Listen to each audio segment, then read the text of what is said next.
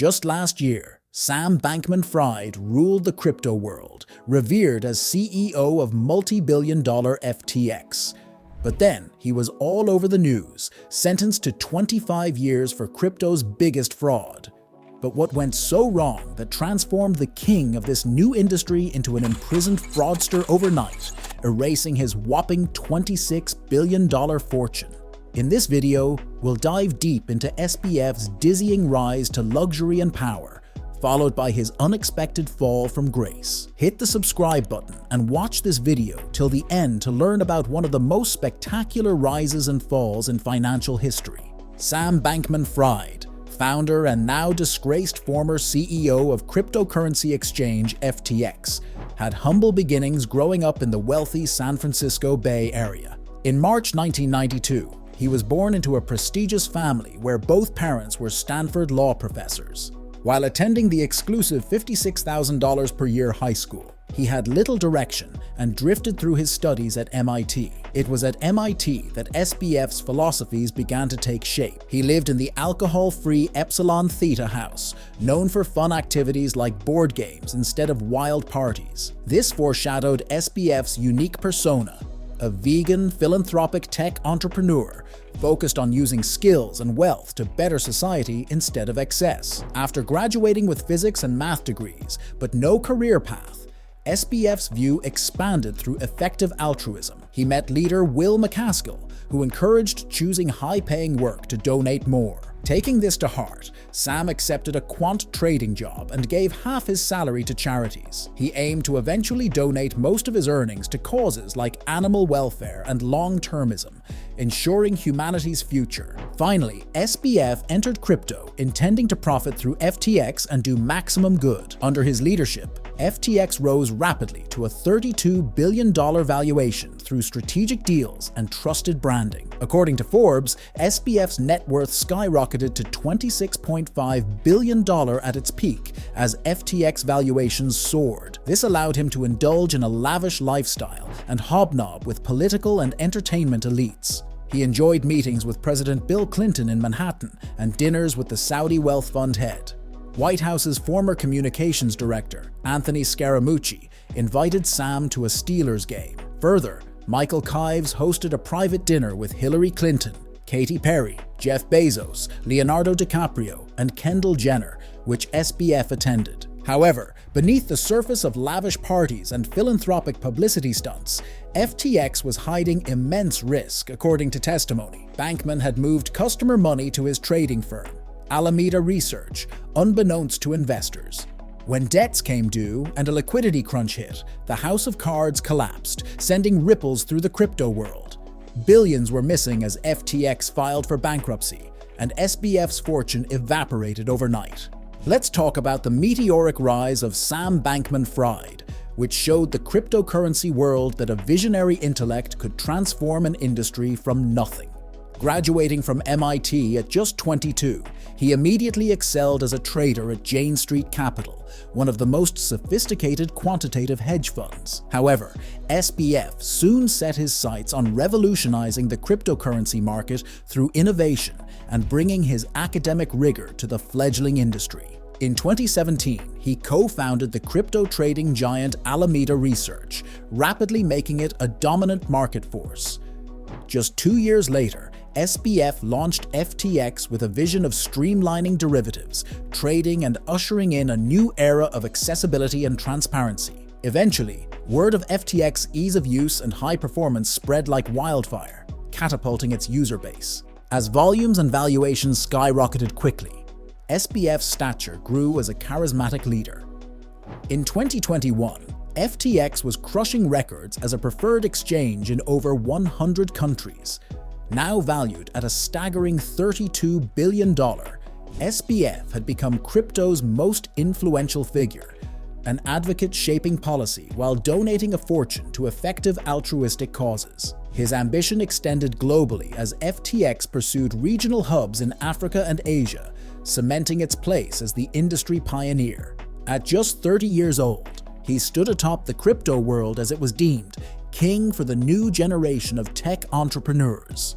Little could anyone foresee the looming turmoil threatening to tear down his empire. Just years after reaching unprecedented heights, the seeds of Bankman-Fried's destruction had quietly been sown. In 2022, a leaked balance sheet laid bare the precarious house of cards.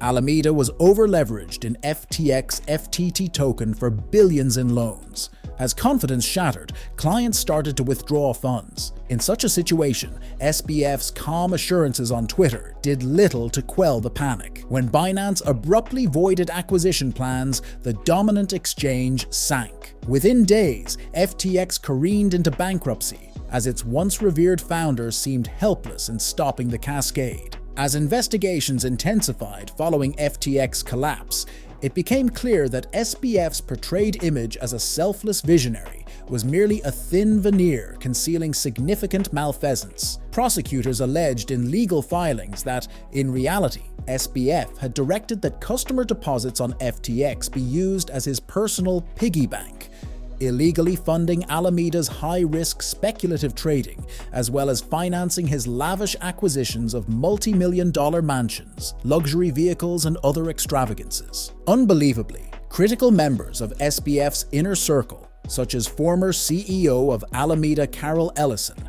have since turned against their former boss, giving damaging testimony to authorities about alleged illegal activities committed at SBF's direction, as he attempted to use deceit and a breach of fiduciary duties to save his collapsing business empire. At trial, SBF maintained naive defense claims that contradicted his astuteness, but jurors saw through the charade, finding him guilty on all counts. During sentencing, the judge dismissed pleas for leniency, angered by proven lies and the immense harm SBF's actions caused investors worldwide. As investigations have continued exploring where the tens of billions in missing FTX funds were ultimately misappropriated, some stranger truths have been unveiled regarding SBF's lavish lifestyle expenditures.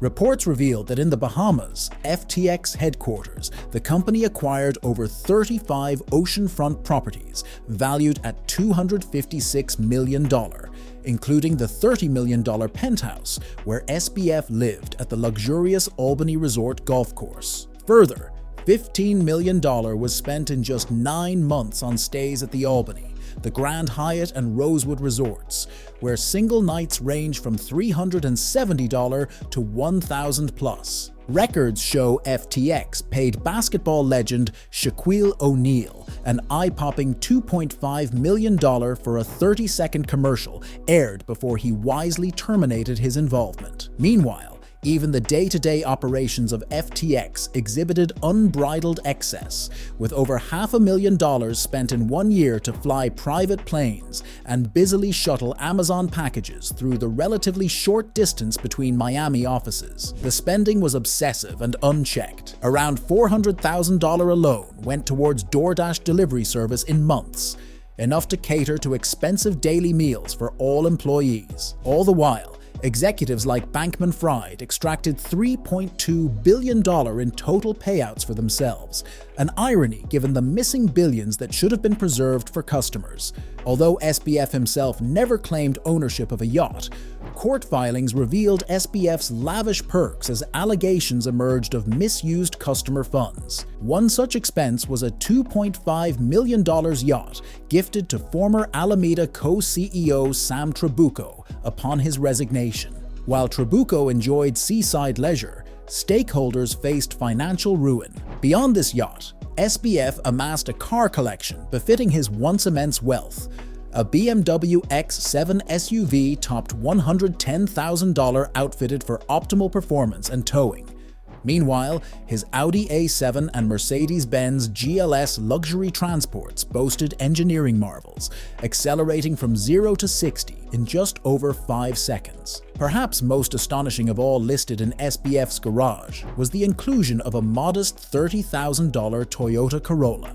While its practical cubby storage and safety tech suit everyday drivers, the inclusion is somewhat strange, given SBF's former billionaire status. As 2023 came to a close, there were hopeful signs that FTX may start making good on its debts.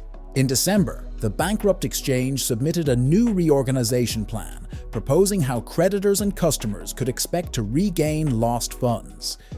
Chief among the plan's priorities was repaying customers fully to the extent possible. Small claims under $250,000, representing many individual investors, were first in line to receive their original withdrawal amounts without reductions. For other customers and creditors with more significant outstanding balances, FTX outlined a framework for partial compensation. Priority withdrawals made shortly before the collapse would see 15% repayment as a baseline.